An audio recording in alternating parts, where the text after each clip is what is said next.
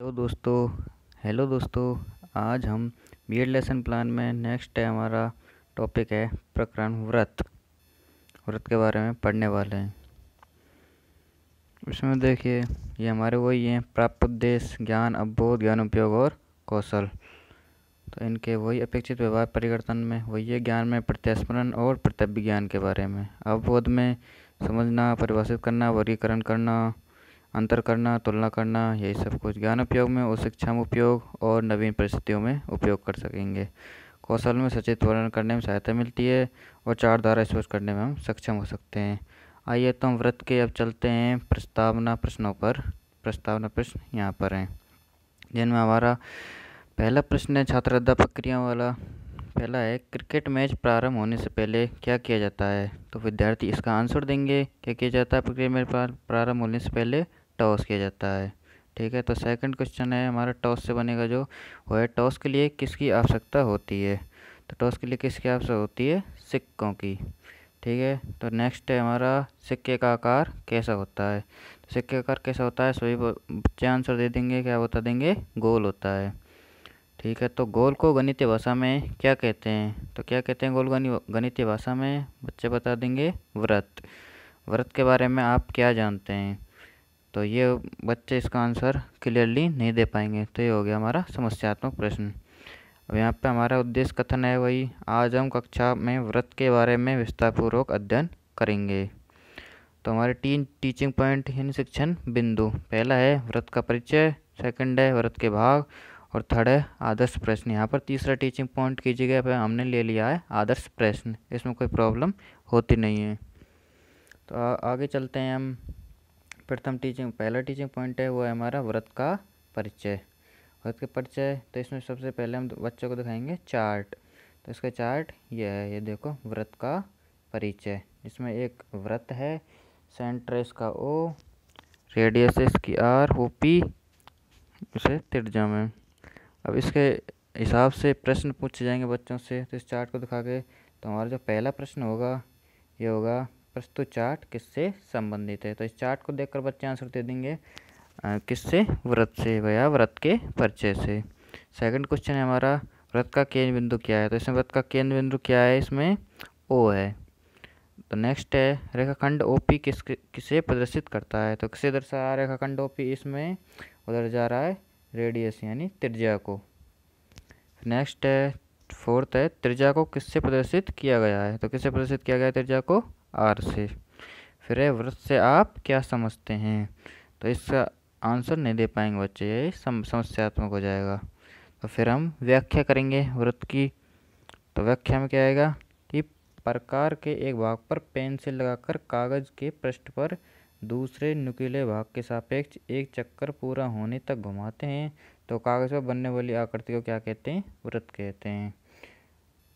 तो ये व्रत होता है वो सभी को पता है, गोल आकृति होती है एक तो, और ये है कि प्रकार की सहायता से हम जो गोल आकृति बनाते हैं इसके एक नुकीले भाग को टेक कर, तो वही व्रत होता है। आकृति में व्रत का केंद्र ओ है। तो ये आकृति इसमें देखो व्रत का केंद्र ओ है और इसके परिधि पर जो बिंदु हो पी, तो ओ पी को मिलाने वाली जो दूरी वो क्या है? त्रिज्या, वो क्या है? आर। ओ पी प्रदर्शित की गई है आर से। फिर इसके बाद हम श्यामपट्ट कौशल करेंगे। श्यामपट्ट कौशल में क्या लिखना है हमको कि व्रत किसी अक्ष के सापेक्ष 360 डिग्री का कोण बनाता है। तो फिर पहले एक लाइन लेंगे,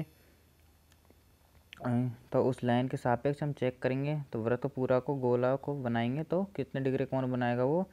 360 डिग्री का कोण। ओके, फिर इसके बाद चलते हैं हम इनकी विधि और प्रविधि। विधि है इसमें व्याख्या विधि और संश्लेषण विधि। संश्लेषण विधि क्योंकि इसको व्रत को समझाया गया है, इसको बना के दिखाया गया है। संश्लेषण विधि का निर्माण विधि होती है ये। फिर इसमें बच्चों से करते हैं हम बोध प्रश्न कि उनको कितना बोध हुआ है नहीं। तो पहला है बोध प्रश्न में व्रत के बीचों बीच में स्थित बिंदु को क्या कहते हैं। तो क्या होता है व्रत के बीचों बीच में स्थित बिंदु? होता है केंद्र, व्रत का केंद्र बिंदु। दूसरा है व्रत किसी अक्ष के सापेक्ष कितनी डिग्री का कोण बनाता है। तो कितने का बनाता है? सभी को पता आंसर 360 डिग्री। और इसमें जो प्रविधि यूज हुई है वो है प्रश्नोत्तर प्रविधि। अब ऐसे ही हमारा दूसरा टीचिंग पॉइंट पे आते हैं। दूसरा वाला है व्रत के भाग।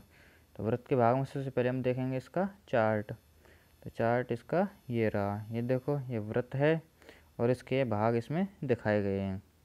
तो सबसे पहले बच्चों से प्रश्न करते हैं इसके चार्ट को दिखाकर। तो इसमें पहला प्रश्न है, प्रस्तुत चार्ट किससे संबंधित है? तो बच्चे आंसर दे देंगे इसका, किससे? वृत्त के भागों से। सेकंड है, वृत्त के अंदर वाले भाग को क्या कहते हैं? तो वृत्त के अंदर वाले भाग उसको क्या लिखा गया है इसमें? बच्चे आंसर दे देंगे उसको, क्या है वो? अभ्यंतर। थर्ड है, वृत्त के बाहर वाले भाग को क्या कहते हैं? तो वृत्त के बाहर वाला भाग क्या है इसमें? बहिर्भाग, ये लिखा हुआ बहिर्भाग। फिर नेक्स्ट है, वृत्त पर स्थित बिंदु ए व बी को मिलाने वाले रेखाखंड को क्या कहते हैं? तो वृत्त पर स्थित ए बिंदु को मिलाने वाले रेखाखंड क्या है इसमें? जीवा है। ए बी क्या है? जीवा। फिफ्थ है, वृत्त के केंद्र से गुजरने वाला रेखाखंड पी क्यू का नाम क्या है? तो पी क्यू कहाँ पे? ये रहा पी क्यू। पी से क्यू तक की दूरी क्या है? सबसे बड़ी दूरी वृत्त की, वो क्या है? व्यास है। नेक्स्ट है, वृत्त के भाव के बारे में आप क्या जानते हैं? तो वृत्त के भाव के बच्चे आंसर इसका नहीं दे पाएंगे, तो फिर हमको व्याख्या करनी पड़ेगी। तो व्याख्या में क्या करेंगे हम? एक वृत्त किसी तल को 3 भागों में विभाजित करता है। तो 3 भाग कौन कौन से हैं? अभ्यंतर, बहिर्भाग और क्या है वो? वृत्त। अभ्यंतर होता है अंदर वाला भाग, बहिर्भाग होता है वृत्त के बाहर का भाग, और एक वृत्त होता ही है। जीवा, तो वृत्त पर स्थित 2 बिंदुओं ए व बी को मिलाने वाली पर प्राप्त रेखाखंड ए बी वृत्त की क्या है? जीवा। ये रहा हमारा, ये रही जीवा, ए बी है जो इसमें। और जो व्यास होता है वृत्त की क्या होती है? सबसे बड़ी जीवा होती है, या फिर केंद्र बिंदु से गुजरने वाली जीवा होती है व्यास। ठीक है, यहाँ पे पी क्यू है। फिर यहाँ पे देखते हैं हम इसका श्यामपट्ट कौशल। श्यामपट्ट कौशल के अंतर्गत हमको लिखना है, किसी वृत्त में एक से अधिक व्यास खींचे जा सकते हैं। ठीक है भाई, वो केंद्र बिंदु से गुजर जाएंगे सारे व्यास। ठीक है, तो इसका विधि और प्रविधि हुई है, इसमें व्याख्या विधि और संश्लेषण विधि। प्रविधि हुई है प्रश्नोत्तर प्रविधि। बहुत प्रश्न पूछते हैं फिर बच्चों से। तो बहुत प्रश्न क्या क्या हमारे यहाँ पे? वृत्त के केंद्र से गुजरने वाली जीवा को क्या कहते हैं? क्या कहते हैं? वृत्त के केंद्र से गुजरने वाली जीवा को व्यास कहते हैं। ठीक है, किसी तल को वृत्त कितने भागों में विभाजित करता है? तो अभी हमने थोड़ी देर पहले पढ़ा था, कितने भागों में विभाजित करता है? 3 भागों में। नेक्स्ट चलते हैं हम next teaching point. Teaching point यहाँ पे है हमारा आदर्श प्रश्न। तो आदर्श प्रश्न क्या है उसको बताते हैं। सिद्ध कीजिए कि एक वृत्त के केंद्र से उसकी जीवा पर डाला गया लंब जीवा का समद्विभाजन करता है।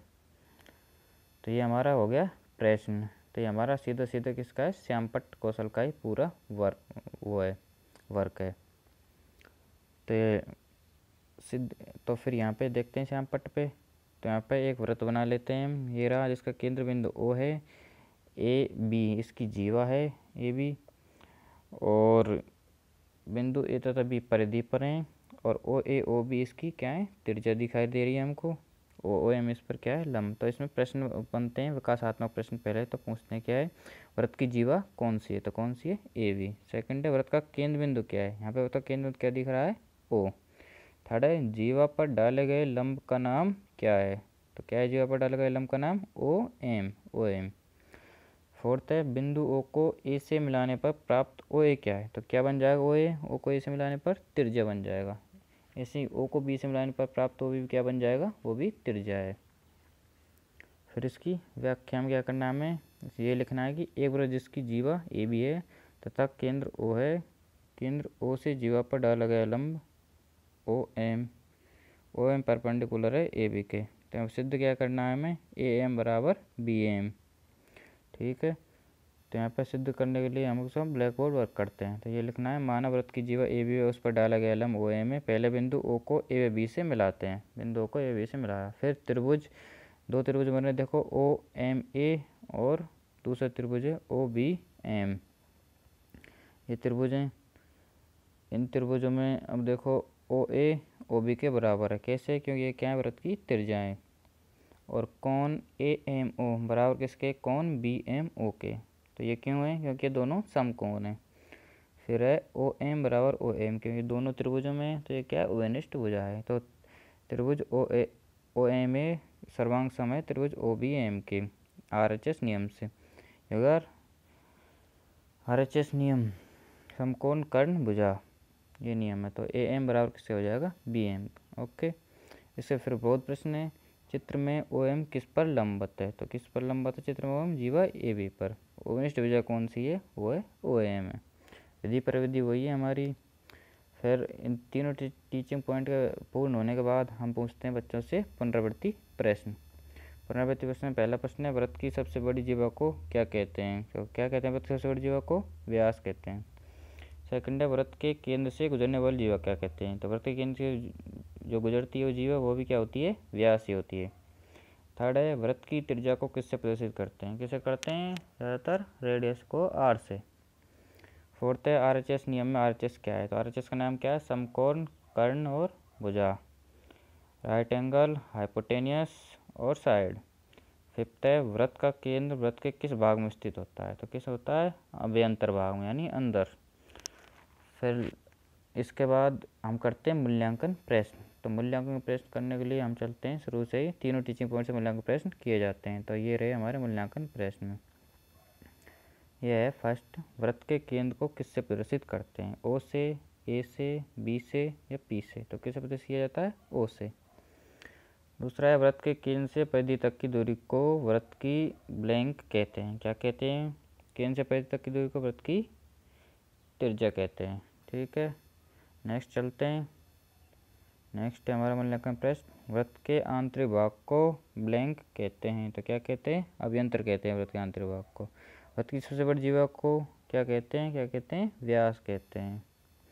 और जो लास्ट है हमारा मूल्यांकन प्रश्न वो ये है, व्रत के केंद्र से जीवा पर डाला गया लंब जीवा को ब्लैंक रिंग दूरी में समविभाजित करता है।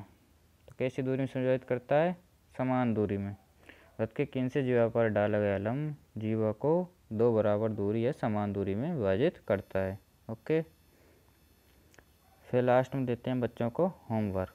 तो होमवर्क में क्या दे दिया? व्रत के भावों का सचित्र वर्णन कीजिए। ठीक है, हेलो दोस्तों, तो हमारे आज पर जो ये था व्रत का प्रकरण B.Ed लेसन प्लान के अंदर, ये हमारा पूरा हुआ। कल हम नेक्स्ट बात करेंगे। Thank you.